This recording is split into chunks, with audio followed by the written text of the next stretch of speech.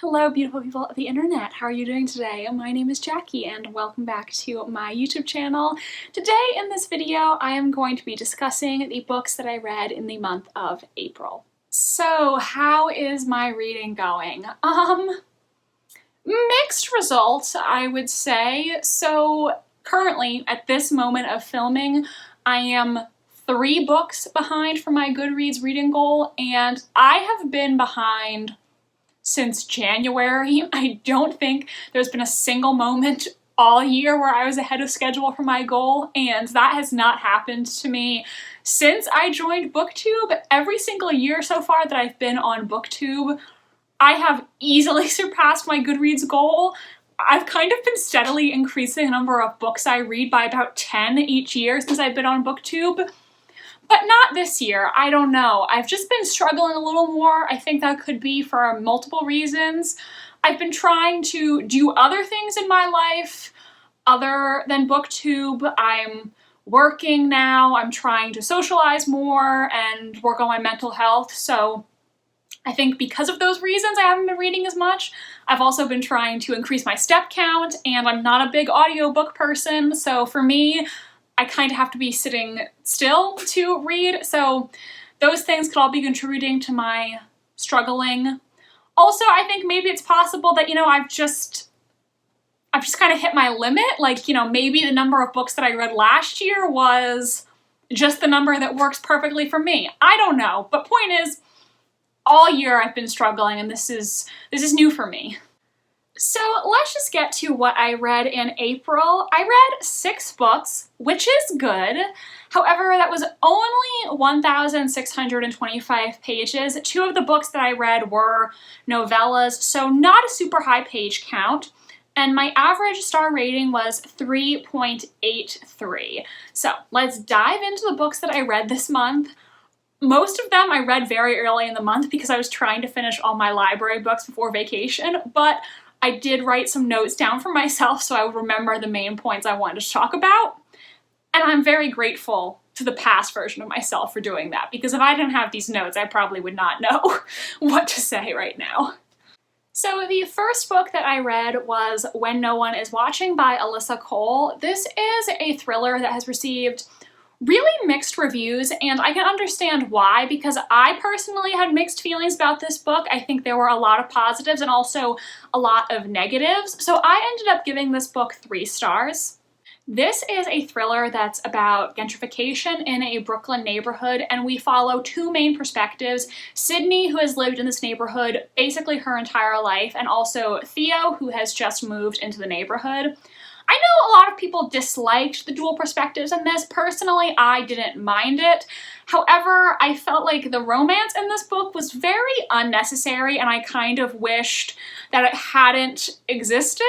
This is Alyssa Cole's first thriller. She's traditionally a romance writer, and I think it really shows, not only due to the romance plot, but also the pacing of this I felt like was just a little bit off, but I think, this being her first thriller, she definitely could improve in that regard if she wrote some more. So first, the things about this book that I really liked.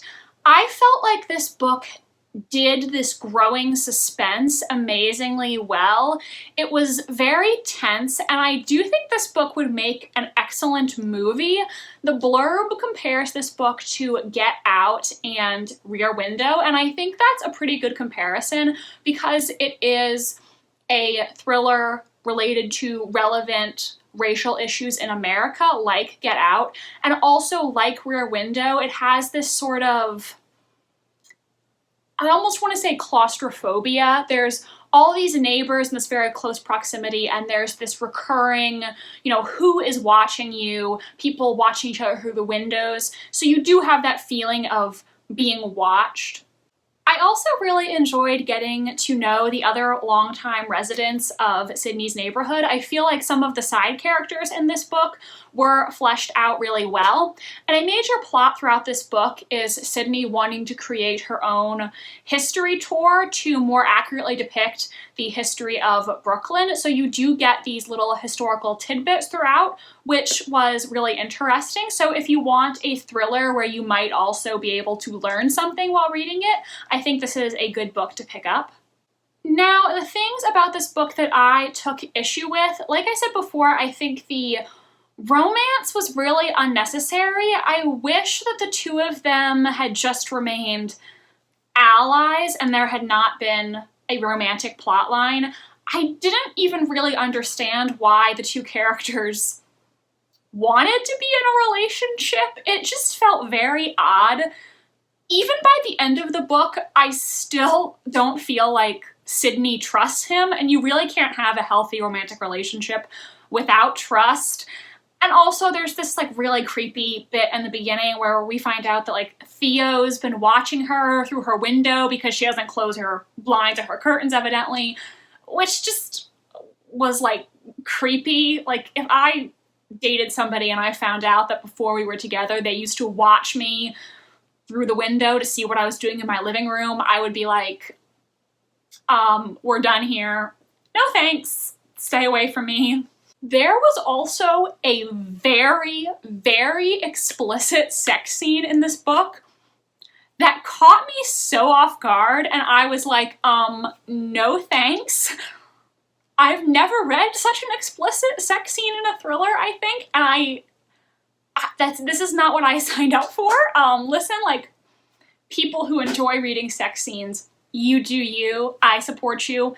I just personally do not want to partake, so I was really uncomfortable. Another issue I had is, okay, so at the beginning of this book, Theo is still in an on-again, off-again relationship with his girlfriend Kim, and to put it simply, the character of Kim is the worst. I just found it really hard to believe that Theo didn't know this about her until the events of the book, because people who are as extremely racist as Kim is, they are not very good at hiding it, and I find it hard to believe that they've been in this relationship for some time and he didn't know that she felt this way, because surely she would have said something that would have been a red flag. So either it's bad writing, Theo is an idiot, or he already knew this about her and he didn't care, but he now suddenly decides that he cares. None of those three options are very good. I've also seen a lot of people complain about the ending of this book, and I do think the ending tonally went in a completely different direction from the rest of the book. It suddenly felt very action movie-like, where the two main characters are having to take down these baddies and they have weapons and they know how to use them apparently. Maybe I just missed it, but I didn't even think, I didn't think Sydney knew how to shoot a gun, but all of a sudden she can and she has amazing aim. Was that mentioned before the end? I don't know. It's just, to me, seemed a little bit out of left field. Like, the entire first, 3/4 of the book had this one tone, and suddenly we have this action movie ending. To me, it was just a little weird. However, I do think there were positives about this book, and I do think that if Alyssa Cole wrote more thrillers, that would be something I could potentially be interested in, because I think this one had a lot of promise. There were just some aspects that didn't quite hit the mark. Next, I have two novellas that I'm going to discuss together because they are part of the same series. So this month I read A Study in Scarlet and The Sign of Four, the first two novellas in the Sherlock Holmes series by Sir Arthur Conan Doyle. I gave A Study in Scarlet 4 stars and The Sign of Four 3 stars. I would assume I don't have to say much about what Sherlock Holmes is about. I feel like even if you haven't read Sherlock Holmes before, you're familiar with the character. He is this brilliant Victorian sleuth who solves crimes that stump even the most experienced detectives, and he's accompanied by his friend, Dr. John Watson. A Study in Scarlet actually begins before Watson and Holmes meet. Watson is looking for a place to live, and a friend of his says, "Hey, this guy Sherlock Holmes, he's looking for a roommate, but he's a little bit weird, so I don't know if you actually want to live with him. And Watson says, well, you know, I really need a place to stay, so I'll give him a chance. And he meets Holmes, who I think can best be described as a delightful asshole. Holmes is brilliant with a keen eye for detail, and he knows that he's brilliant. He definitely has a massive ego. He's, you know, not always the most sensitive, but he is a genius and a very fascinating character. I kind of enjoyed the in-book explanation for how Holmes manages to be so smart, where basically he tells Watson that he keeps his mind very organized and he only retains information that he thinks will be relevant to his work as a detective. So, for example, Watson is shocked that Holmes doesn't know that the Earth revolves around the sun. And Holmes is like, yeah, that's great and all, but I'm gonna forget it in 2 minutes because that's not gonna help me solve crimes, okay? I need to have access to all the information in my mental filing cabinets at a moment's notice. And that's also why, you know, he's not a very touchy-feely guy, because he just is basically a well-oiled machine where he just is so diligent about crime solving, and that's his life. A study in Scarlet, I believe, describes Holmes's career as being a consultant to other detectives. So if the Men of Scotland Yard or a private investigator is having trouble with a case, they will hire Holmes to help them solve it.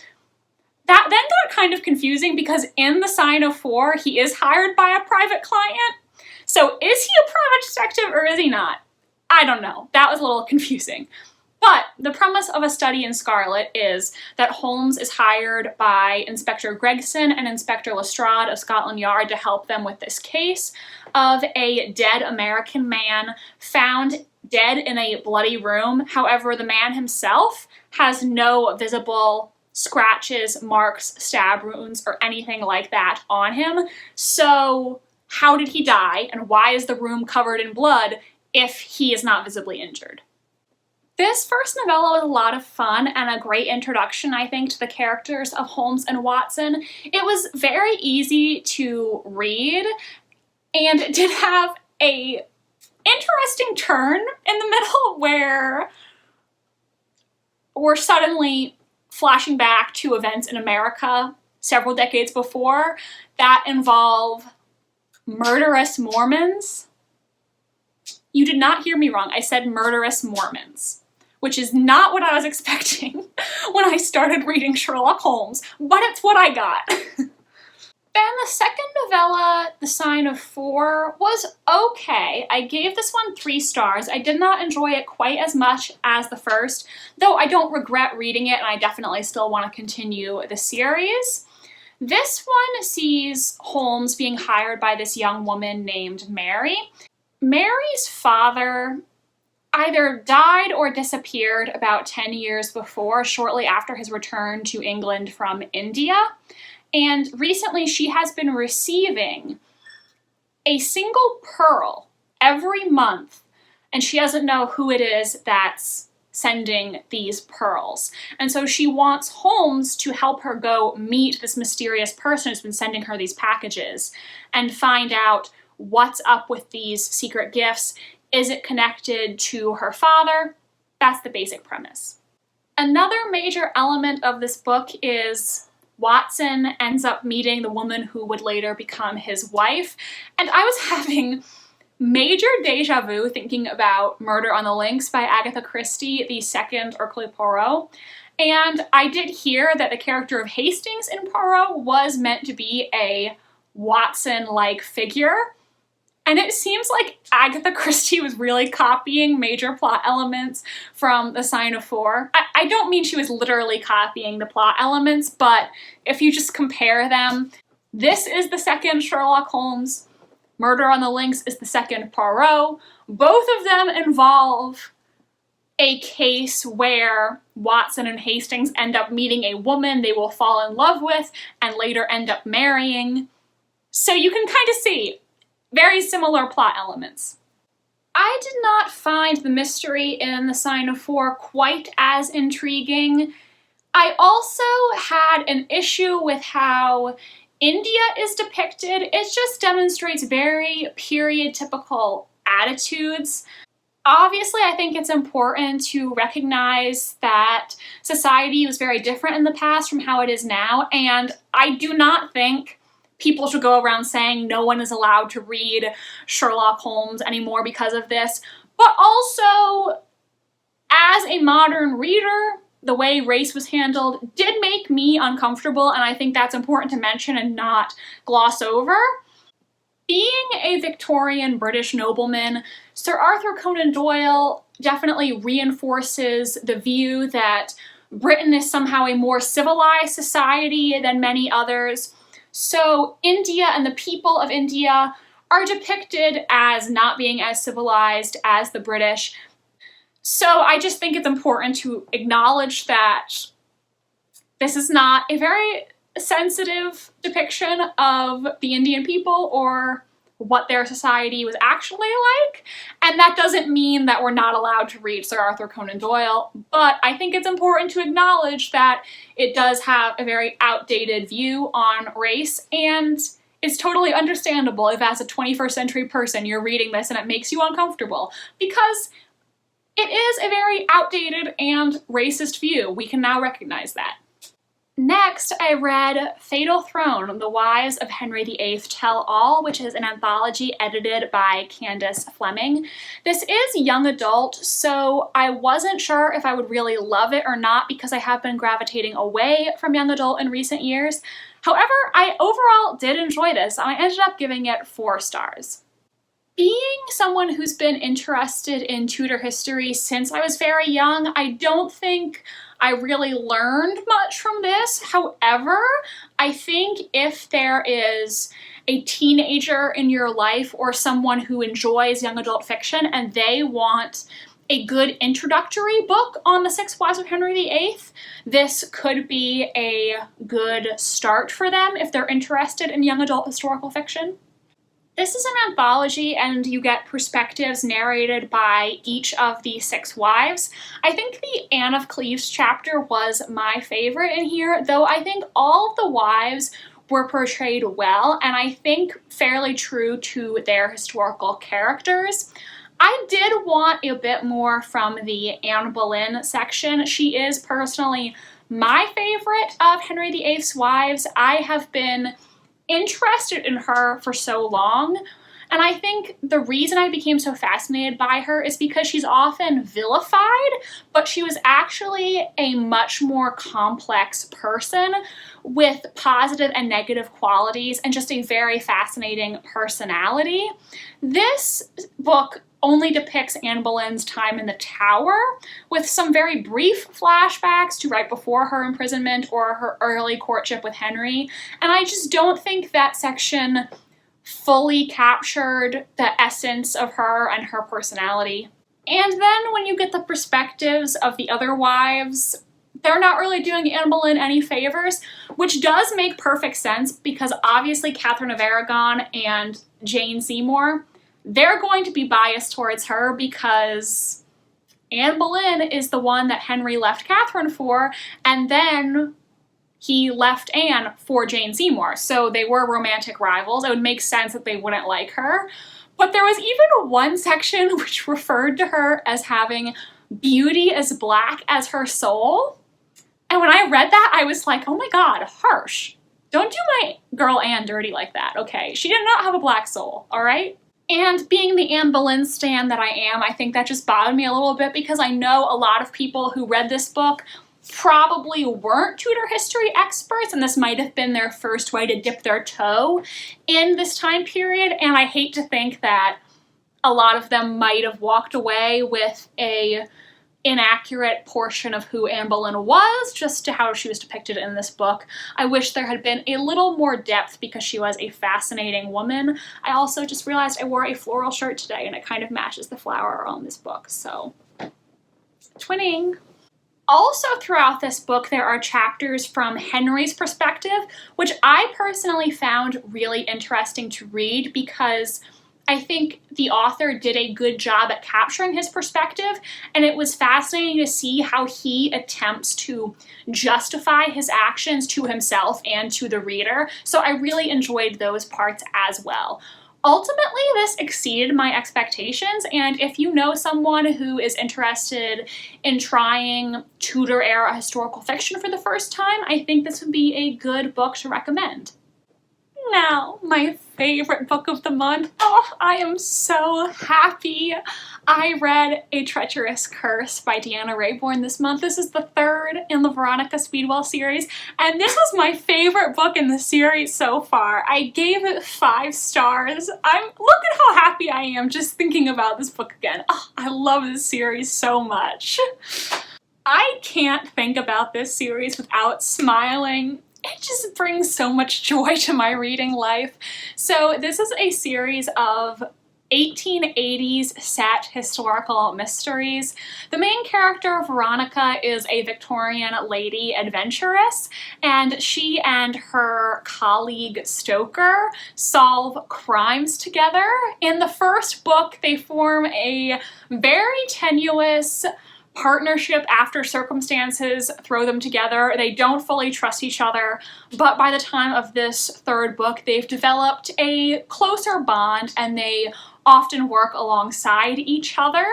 Now, after the first book, I was really intrigued to learn more about Stoker's past because that first book gave us some tidbits that the second book didn't further address, and I really wanted to know more. So when I read the plot summary of this book on Goodreads and saw that those unanswered questions were going to be a huge part of the plot, I was so excited, and it did not disappoint.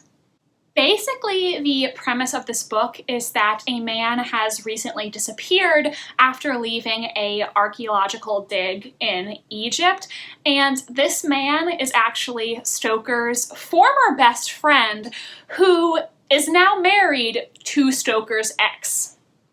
Yeah, and so when this man is missing, he becomes a suspect because he is the only person who is known to have held a grudge against him. So Veronica is like, all right, we're going to track down this guy and we're going to prove that you had nothing to do with it. This expedition has been fraught with several mysterious deaths, so that's caused rumors to circulate that perhaps the tomb they uncovered was cursed, and perhaps a curse of the pharaohs has been placed upon the people at this archaeological dig. And I thought the mystery was so interesting in this one. I was thoroughly absorbed, and I was just having a great time while I was reading. I wasn't even really worried that much about who actually the murderer was because I was just enjoying being along for the ride. The reason why I love this series so much is because it is so fun and I love the two main characters. Veronica and Stoker are delightful to read about and I ship them so hard. I want them to be together. I love their dynamic, I love their banter, I love their interactions.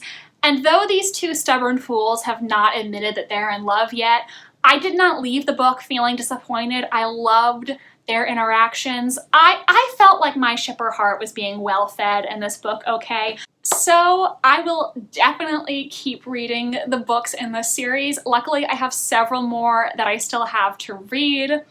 I'm so excited. I can't wait to see what adventures these two get involved in next, and I can't wait for the day when they finally admit to themselves and each other that they're soulmates, okay? Because these two belong together. Lastly, I read Little Secrets by Jennifer Hillier. I gave this book 4 stars. Maybe in retrospect it should have been a little lower because I'm already kind of forgetting parts of it, but while I was reading this book, I was thoroughly enjoying it. So if you're looking for an interesting, albeit not life-changing thriller, I think this is a good book to pick up. So the main character in this book is a married mother named Marin. That ended up being really tongue-twisting. I kind of struggle with that, lots of M's.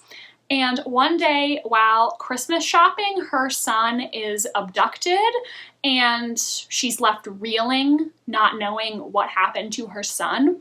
Several years later, the case has gone cold. They haven't found any leads, and Marin has hired a private detective to help her with the search. However, when the private detective brings some new information to her, it's not about the whereabouts of her son. It's telling her that her husband has been having an affair with a much younger woman. Marin is an interesting character to follow. The disappearance of her son has left her desperate, and she is willing to do whatever it takes to get her child back, even doing some things that are, let's say, morally questionable.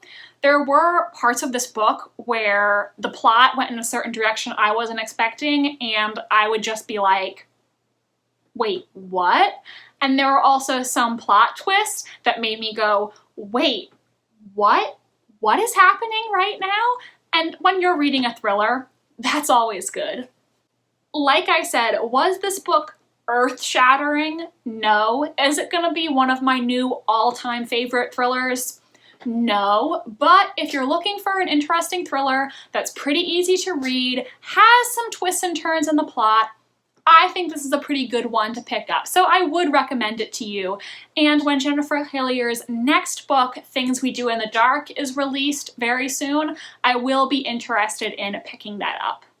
So, those were my thoughts on all the books that I read in the month of April. Have you read any of these books? If so, do let me know in the comment section. I would love to hear your thoughts on them. My social media links are down below if you want to follow me on Tumblr, Instagram, or be my friend on Goodreads. Thank you so much for watching, and I hope you have an enjoyable rest of your day.